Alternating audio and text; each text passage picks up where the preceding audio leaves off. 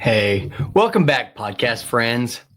In today's episode, I really just want to have a heart to heart with you. And this has been weighing on my mind for a long time.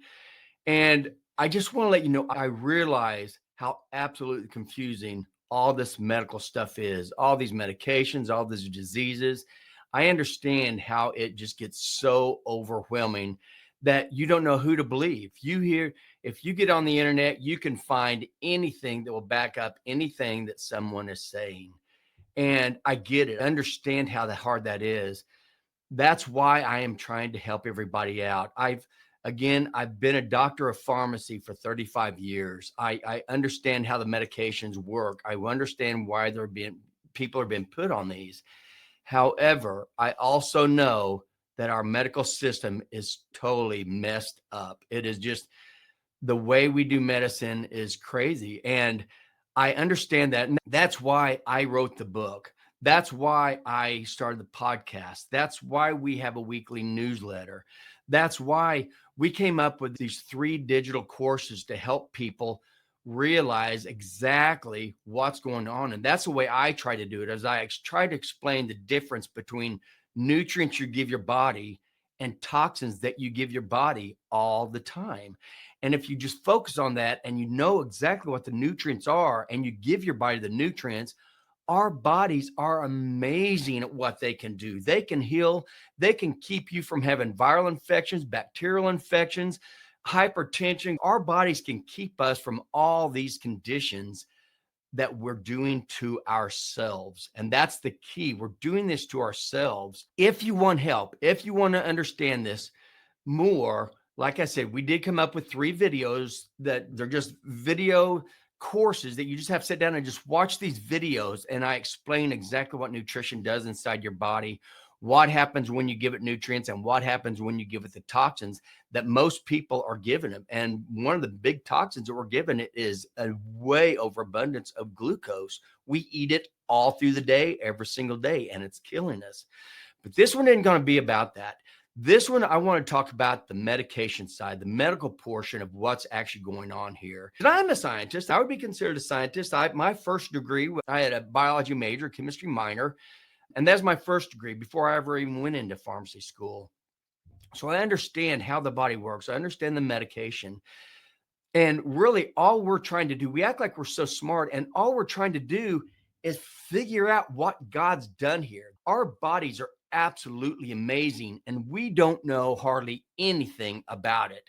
We discover one little thing, and then we think we're so smart, and we're going to go and we're going to try to correct this one thing, and we don't realize how it's connected to all the other parts of our body. And so when we correct this one thing, it screws up all these others. And those are called adverse effects. That means you take a medication to take care of one thing, say blood pressure, and it causes all these other things like cardiovascular disease, death, liver failure. It depends on what drug you're talking about, but they focus on one thing and you have all these other adverse effects. And as crazy as this is, what I was taught in school is when we give medications out to people, we do not tell them about the adverse effects unless they ask. Because what we were told is if you tell somebody about all the adverse effects that medications have, which there's no way we could name all the adverse effects for even one medication because it would take too long. But if you tell people the adverse effects, now they get in their head that they actually have that adverse effects and they're not going to take the medication. I've lived by that for decades. And now that I'm out of that system and I'm into the nutrition and true out of the sick care system and into the healthcare system, now I realize how crazy that is, because what we're doing is we're hiding from everybody how toxic these medications are, and that there are much, much easier, better ways to actually cure, because medications, for the most part, most medications that people take do not cure anything at all. All they take care of is the symptom. And what you'll see through this podcast is you take one medication, take care of one system, and this medication has all these other adverse effects that are affecting all the other organ systems in your body. And that's what the drug companies want, because now you've screwed up another system. So they have another medication for that. And their stockholders, their shareholders are so happy because they're making money hand over fist. And the only ones who are not benefiting from this is you. And I've talked about that in past podcasts.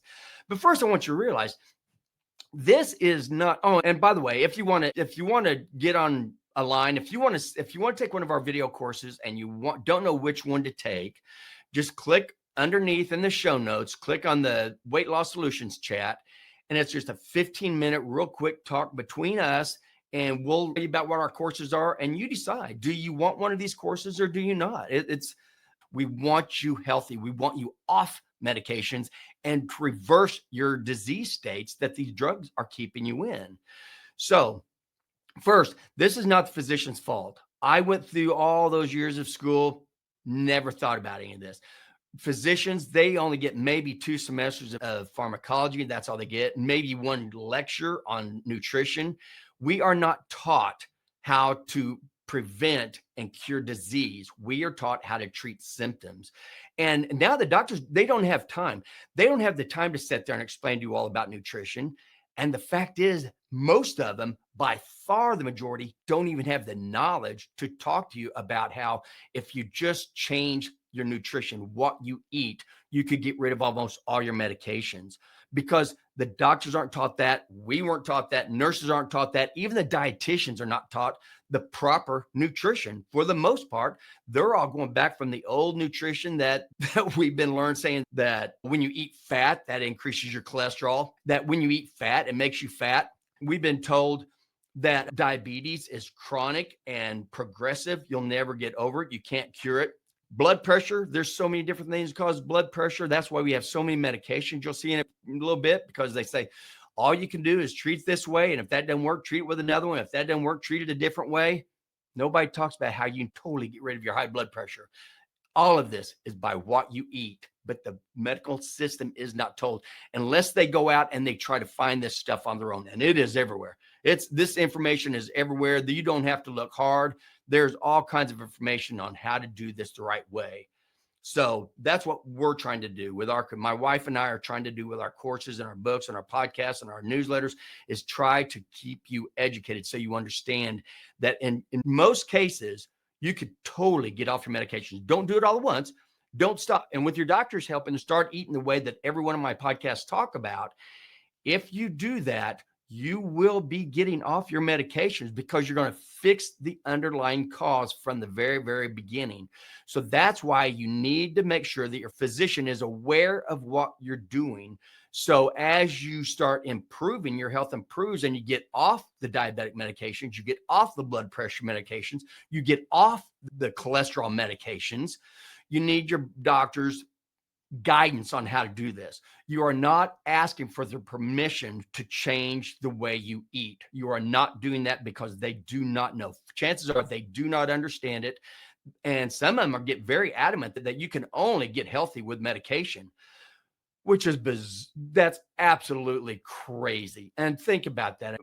Our medications, and you'll see as I go through this, our medication system is just getting way out of control. It's gone way past. But I'll explain that as we go. First, just real quick, generic and brand. Okay, I just want to get right into this. Again, when you go to your doctor, if you say you have some kind of condition, remember, they have very few minutes to spend with you. So the first thing I ask you, have you changed any medication that you were on? Have you added any new ones? Have you stopped any? Have you changed the dose on any? That's the questions that they're going to be asking you, because what they learn is by taking signs and symptoms, and they get an idea, they can diagnose what may be going on. The next step is they immediately go and say, okay, now what kind of medication do we need to put you on? That's the way they're taught. So that's the way they practice. And that's what you've gotten in on. And that's what I want you to see. You have total control over changing your health and your medical system. So generic versus brand, just real quick. When we're talking about medications, we talk about, is that a generic or is that brand? Just so you know, what that means is if a drug company comes out, discovers a new drug, and there's all kinds of different ways how they discover a new drug, a new chemical, and then they test it in animals and see what it does. And if it affects the heart, then they know, oh, this must affect the heart. If it does something with their kidneys, and say, oh, this drug must do something with the kidneys, and then they study to figure that out. Once they get a drug, then they have to do some more testing. First, they tested on young, healthy adults, 8 to 22-year-old white males, healthy. Then they're going to test it on just a few people that have the condition that they think they're trying to treat. And once they do that, now they can say they've got a new drug, and now they can put it out to the whole world and see what happens. So when they know all the adverse effects that a drug has before it goes out to the population, that's called pre-marketing. That they know that pre-marketing before they start marketing, they already know what these adverse effects are. But once they put it out into the whole population, the whole world, now all these other adverse effects start coming in, and that's when you have post-marketing adverse effects. So there's pre-marketing that they already know that it causes all these troubles with other parts of your body before they ever put it out on the market, and then post-marketing when we find out more. Now, the difference between generic and brand is the company that first comes out with that drug, they come out with a drug. The generic name, that is usually like the chemical, the molecule that makes up that drug. But then the company will come and they will give a name to that. Okay, so that's the name brand. It used to take a lot of money for all the research and development and trying to find out exactly what these drugs do, how they affect things, the adverse effects. And so once you apply for a patent on a drug, on a new chemical, you have about 20 years that you can take that drug and go all the way out to where you put it in the market and you're giving it to people. And after that 20 years, now other drug companies can come in and they can start looking at that same drug and wondering if they want to. All they have to do is match the same drug that you have, because you've already done the research development. You've already done the safety testing. You've already done the quality testing. You've already done the effectiveness testing for the efficacy. So you've already done the backward work that the very first drug company has already done all that back stuff. So a generic company just has to come out and say that my molecule is the same as their molecule. And so that's why you can sell generics for cheaper. Now, after a drug company has this patent, within that 20 years, what they have to do is once they figure out they have a drug, they file what's called an NDA, a new drug application. And that takes a while. It all depends on how long the first molecule that they found, how long it takes for they can actually say, okay, now we may have a drug here. Once they file that NDA, they have about 7 to 12 years to sell that drug, and no other company can come on and sell that drug. Okay. So they had about 7 to 12 years to recoup all they lost in what they call the research and development. But after that time, any other drug company come in and say, our drug is just like their drug. They don't have to do all the research and development. And that's why generics are cheaper. But in general, generics are the same as the name brand. They're just cheaper because they didn't do it used to be research and development. However, and I've already done podcasts on this, where they used to spend 70 to 80% of their income, drug companies, on research and development of new drugs coming out. Now they spend about 80% on marketing. There aren't hardly any new drugs coming out. All of it is marketing, and all of them have extremely high number of adverse effects. And that's where we're going to be going into. Now, remember, drugs in general, medications do not treat anything. Okay, that's what we call maintenance meds. So now, don't get me wrong. Don't make it wrong. If you truly have an infection and you go in and you culture it out and there's bacteria and there's an antibiotic that can kill that bacteria, that's actually treating a problem. Okay, that's true. If you go in for surgery, broken bone, you're going to get healed, that's treating a problem. But when you go in and you're getting a medication and you know that you get this medication every single week, every single month after month, you're on the same medication, that's called a maintenance med. That's what we call it, is a maintenance med, meaning you're never going to get off of that. It's not curing anything. All you're doing is treating your symptoms. And don't get me wrong there either, because symptoms are important. And we'll go through that too, because you do not want a high blood glucose. You don't. And you don't want high blood pressure. Okay. These are things you really don't. So you've got to take some medication at first, but just till you change what you eat, because this is almost all because of what you eat. And that's what all are the things we're trying to educate people, because this is the new stuff that I just learned within the last 4 or 5 years. And it absolutely rocked my world. That's why I retired, did early retirement, got out of the medical system. That's why I'm doing everything is. I really want you guys to know this. So maintenance, that's the difference between maintenance meds, because maintenance meds, all they're doing is treating symptoms. So what they do, that it was fine at first, but now it's bad. Now they're actually lying to you. They're actually lying to the public. They're telling people what they do is they're taking your eye off the ball. Just like some of these commercials. Here's how the drug come first. Us in New Zealand are the only ones who allowed commercials for drugs on television. No other countries allow this. When I first started off, when they started doing that, they said you could either say the name of the drug, but you can't say what it's for, or you can say what it's for, but you can't say the name of the drug. And that went on for a few years. And then the drug companies got in with the government and said, hey, can we change this and say we can do the drug and what it's for? And they said, as long as you give some of the adverse effects, and you'll see some of the adverse effects that are listed at the end. But then they take your eye off the ball, because what they do is first, they make you think that this little condition, say you have psoriasis, they make it look like this psoriasis is the worst thing you could ever have. You're so embarrassed. So they make you think you have this horrible condition that there's no cure for. But then now they have a cure. We have a drug. Look at this drug. This will take care of your psoriasis. This is the name of the drug. This is it. Now go to your physician and ask for this drug, but be careful because it causes these. And then it tells you just a few of the adverse effects: death, liver failure, kidney failure, dementia, all these serious adverse effects. But they hide it behind all these pretty little videos. And you're watching these grandparents with their children and they're all having fun, or you're watching somebody out on a date and they don't have to worry about their skin condition anymore. And they're showing you all this while they're hiding, telling you just a tiny fraction of the adverse effects that drug has. This is taking your eye off the ball. They are not being serious with you. Yes, if a commercial comes on and you shut your eyes and you just listen to what's being said, you may learn a little bit about some of the adverse effects, but they don't have time. If they sit there and told you the entire adverse effect profile on some of these drugs, it'd be a 5-minute commercial. Watch the next commercial. First, they give you a condition. They make it look a lot worse than it is. And then, by gosh, they have this great solution for you. And now you're going to live the rest of your life great. That's the 3 phases of drug company commercials. And it's just like diabetics. If you're diabetic, what they do is they take your eye off the ball with that too. So what they say, if you're diabetic, that is a problem of high blood glucose. We've got to get your glucose down. No matter what happens, we've got to get your glucose down. Nobody tells you that diabetes is not about high blood glucose. It's about having high insulin for decades. And so you get insulin resistance. That's type 2 diabetes. High blood glucose is just a symptom that they can treat. Why is that? Because you having a high blood glucose means you are eating glucose. That's what that means. So they say they can't get you to stop eating glucose. So they have drugs that will keep your glucose from being absorbed across the intestinal lining when you eat it. They have drugs that will stimulate your pancreas to produce more insulin. So when you do eat it and get your blood, it'll get your blood glucose down. They have drugs that will help you get rid of the blood glucose out through your urine. Okay, when you eat the blood glucose to get it out. And they have drugs that will make the cells a little bit more sensitive to the insulin, so you can put even more fat into your system. That's what they're doing. They have all these ways of once you eat glucose, they have all these different drugs that they can give you to try to get that glucose out of your system.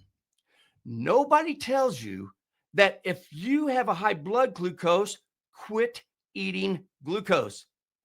It is that simple. And if you quit eating glucose, you probably just have to quit from 2, 3, 4 weeks, and you will be off all your diabetic medications and probably your blood pressure medications. That's why you need a doctor's guidance in decreasing the medications, because what you're eating is what's causing you to be on the medication in the first place. Instead of saying quitting glucose, they have all these other ways of getting rid of the glucose. And actually, every single one of those ways makes your diabetes worse. Most of them are because they cause your pancreas to produce more insulin. And we've talked about that, which is the problem in the first place. Again, it's taking your eye off the ball.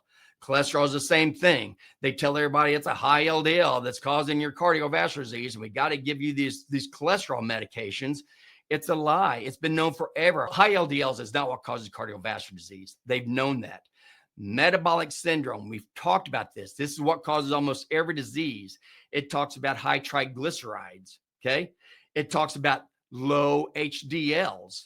It talks about high blood pressure, high glucose, and being obese. Nowhere Nowhere in the diagnosis of metabolic syndrome, which is the main condition, and you only need 3 of the 5 to be considered having high metabolic syndrome that's causing all this damage. And you notice of those 5, LDL is not even listed because they've actually seen that high LDLs are sometimes they're cardioprotective. They're better for the heart. They act as antioxidants. They can get all these free radicals floating around your body, get those out of there. And they even have some antibiotic effects. They can actually attach to some of these bacteria and viruses and help get rid of those. And just like your lymphatic system. And I'm not going to go into any of that. I've talked about these in past podcasts. I'm just telling you, they like to take your eye off the ball. So if they get you looking over here like a glucose or a cholesterol or blood pressure, then they can start doing all this other things for you. So let's see how this happens. This is how many drugs they come out with every single year. This is what the companies come out with. In the mid 1980s, the brand new drugs that were coming out into market, there was an average of 22 new drugs, 22 new medications that were coming out on the average in the 1980s. Several of those years in the 80s, there were less than 15 per year. Now, in the mid 1990s, that average went from 22 per year up to 34 per year. And the most was before 2000, the most was in 1996, where they had 39 new drugs come out in 1996. That was the most of the pre-2000s, 39 meds. Now, the year that's had the most was 2018. In 2018, remember the most all the way up until 2000 was 39 new medications in a year. In 2018, there were 59 new medications put out into the market with an average per year since 2000. Actually, I looked at this for the last 35 years because I wanted to see just since I've been in school, how many new drugs have come out.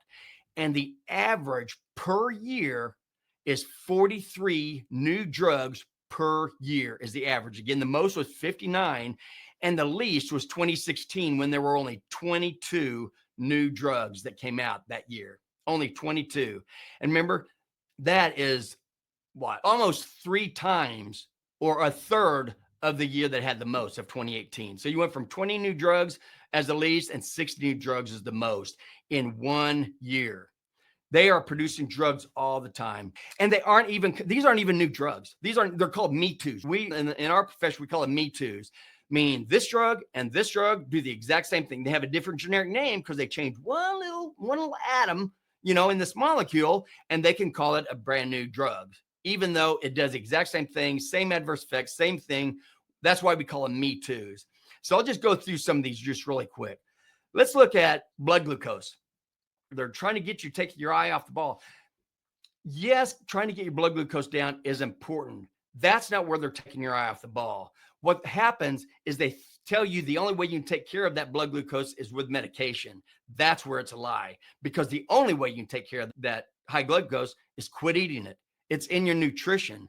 But that we're taught that you guys, you don't care about taking more medications. You don't care, but you don't want to change your lifestyle. You don't want to change your nutrition. Therefore, all you can do is get more medications. This is what I was taught. This is what we were taught going through school.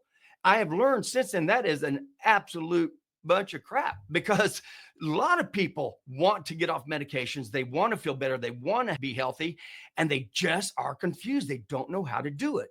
And so they look at these commercials, they look at the drug companies thinking, oh, they have my best interest in heart, and they don't. Okay. And I've talked all about this in episodes 72 and 73.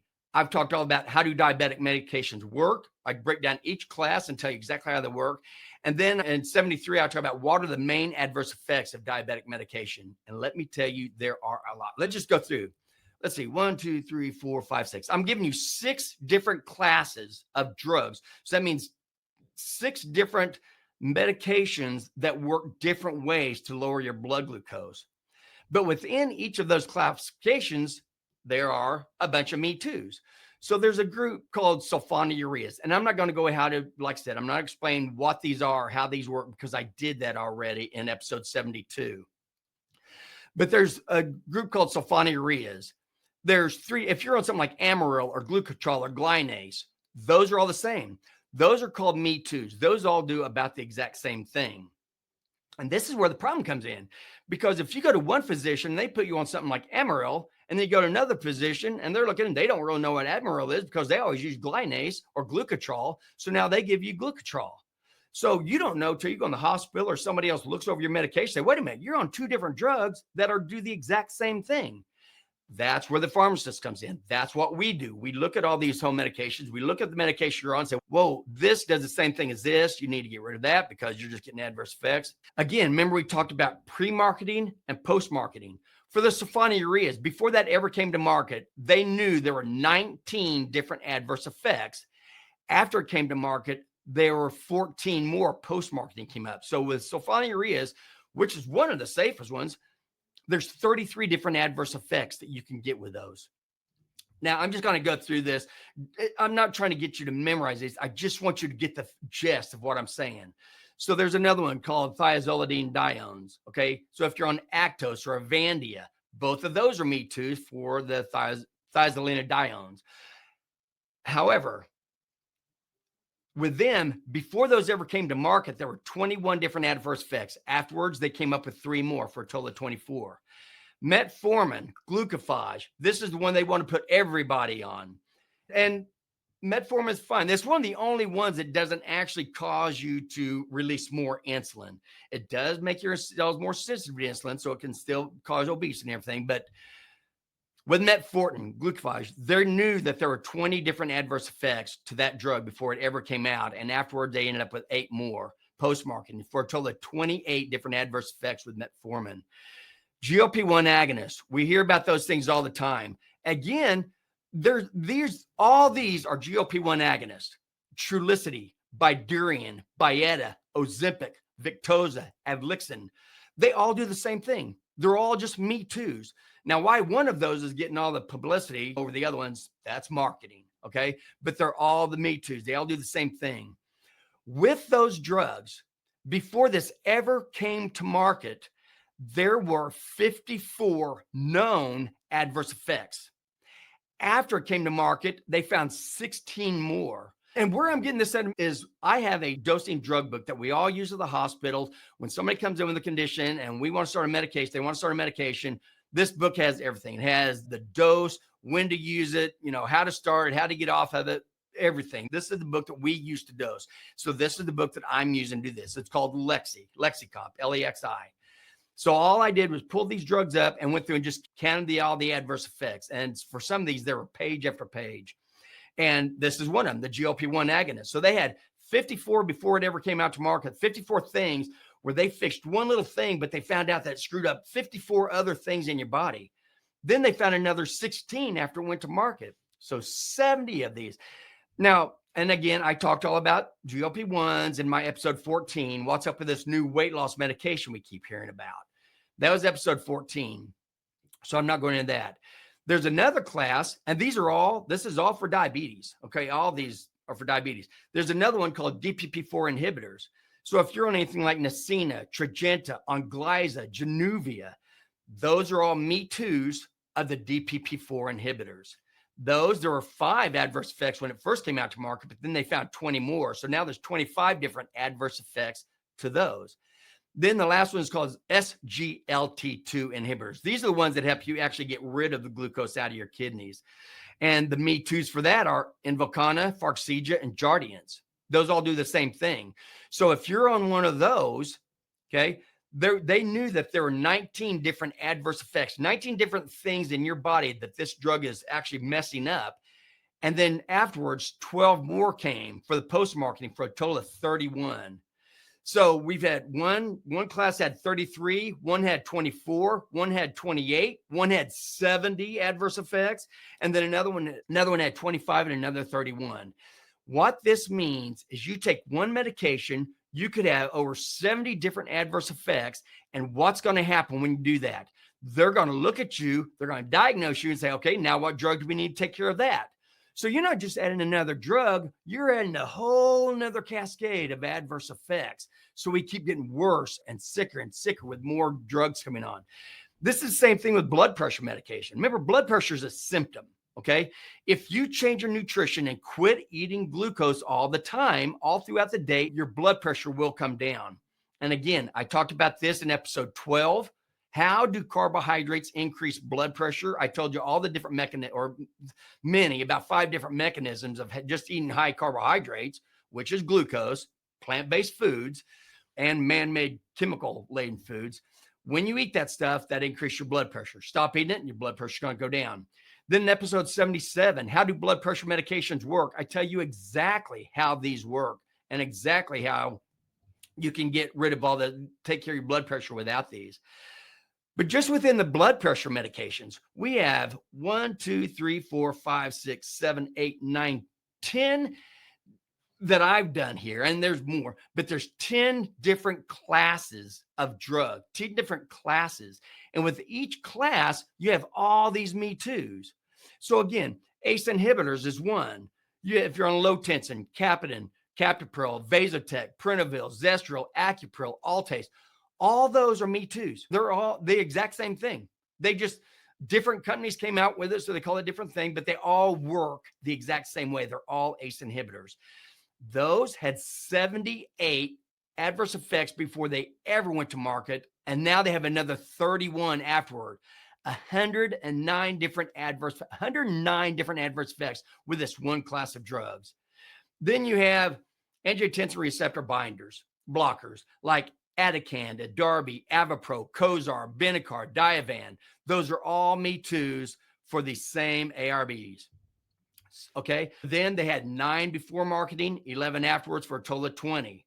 Then you have things like alpha-1 blockers, Cardura, Minipress, Hytrin. Those had 67 adverse effects. Alpha-2 agonists, Catapress and Tuniv, those have 76 adverse effects. Beta blockers like Tenormin, Toprolol, Opressor, Bistolic, Corguard, those have 101 different adverse effects. The ones that have beta blockers and alpha-1 blockers, you get the point. I'm not going to sit here and go through this. You get the point. Some of these have 67, 60, 33, 113. That's 113 different adverse effects from one of these drugs that's causing all these other issues, and you want another drug. The reason I go through this is because people say, oh, does this have a few adverse effects? No medication in the market has only a few adverse effects. I think the lowest we've seen of these was what, 19? 19 adverse effects was the lowest one that we saw in one of these drugs, and all the way up to well over 100 different adverse effects that have actually been reported. And how these get reported is you have to feel bad. You have to feel bad enough to go to the doctor. You have to clean out everything else that could have been it. So this must be because of the medication. Then you have to turn in the drug company or another source, and then they have to go through it and actually say, okay, yeah, this is legitimate, and they put it in. So it's been analyzed that there's only about 1% of all the medication adverse effects that there really are that actually gets reported. So all these numbers are less. All I'm trying to say is if you think taking a medication is the safe, easy, simple way out, and you don't want to change your nutrition, think again. Medication is never the way out. If you're taking a medication every single month, the same medication, or they add another one, or they increase a dose, anything like that means you are on maintenance med that is only treating the symptoms, and you've got to change the underlying issue. And almost every single time, the underlying issue is what you put in your mouth. When we eat glucose, the amount of glucose that we eat screws up our entire body, because when you eat, our body's not making glucose. It can make all the glucose it needs out of protein and out of fat. You never, ever have to put glucose in your mouth, ever. So when I say you put glucose in your mouth, what am I talking about? What are you eating? Is it just sugar and high fructose corn syrup? No, it is not. Yes, those are horrible, but that's glucose and fructose, which is a double whammy. That's why sugar and high fructose corn syrup is the worst thing you could ever put in your mouth, and definitely not in liquid form. But anything that is made from a plant, if you've got something on your fork or your spoon and you get ready to put it in your mouth, look at it and say, did this come from an animal? Is some way an animal make this? If it did, you're good, because that's only protein and fat, and you need both of those. That's what our bodies are made out of. If it did not come from an animal, now you're talking about it came from a plant, or worse, a food manufacturing plant, which is just nothing but chemicals. So you either have food made out of chemicals, or you make food out of plants, or you can have food made out of animals. When you have food made out of plants, the basic building block of plants is glucose. So carbohydrate is a plant-based food, and it's all glucose. How much glucose is in that plant depends on the plant you eat and how much you eat. But every plant, 100% of plants, is made out of glucose. So that's what you've got to learn. That's what we're trying to teach people. So what kinds of foods are raising your glucose? What can you do to get the glucose down? What can you do to start thinking clearly? Get off medications, reverse your diabetes, reverse your blood pressure. What kinds of things do you need to do to that? And that's what our courses are trying to teach you. That's why we really want to help as many people as we can. This is no little thing. These medications are killing people. I think last time I looked, the adverse effects or the deaths attributed to medications, I think they're around 250,000 to 300,000 deaths a year that's attributed to just adverse effects of medications. This is no little thing. I do understand. I understand why you're confused, but you've got to look at when you are put on a medication, ask all the adverse effects. Look that up. Ask your pharmacist. Do whatever you need to do and look at all the adverse effects that drug has so you can get an idea of what's going on. And then as you add drugs, you're going to have to do the same thing with them and look at how many have the exact same adverse effects. Just like having a low blood glucose. Everybody's worried, my blood glucose is going to go too low. It's usually going too low because you're on a blood glucose medication, because that's not natural. I just want you to know, if you think that medication is a safe, easy way out, you're wrong. Think again, because it is not a safe and not effective way to do it. You've got to take control of your health by taking control of what you eat. There's a way to get off of them. Do it right. Be it under physician's guidance, but change your nutrition. Have a wonderful week. Thank you so much for listening. And as always, make simple, healthy choices to live a quality life.